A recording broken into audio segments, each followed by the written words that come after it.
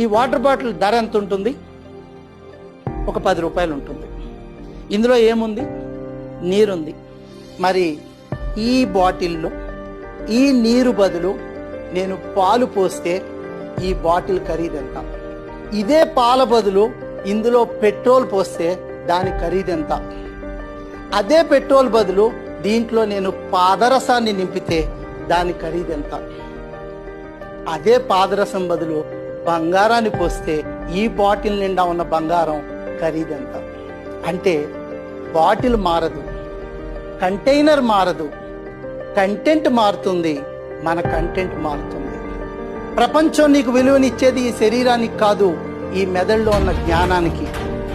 నీలో ఏది ఉంచుకున్నావన్నది ప్రపంచం నిన్ను గౌరవించడానికి సాధనం అవుతుంది. నీ విలువ పెంచుకోవాలంటే నీ కంటైనర్లో ఏ కంటెంట్ ఉండాలో నువ్వే నిర్ణయించుకో.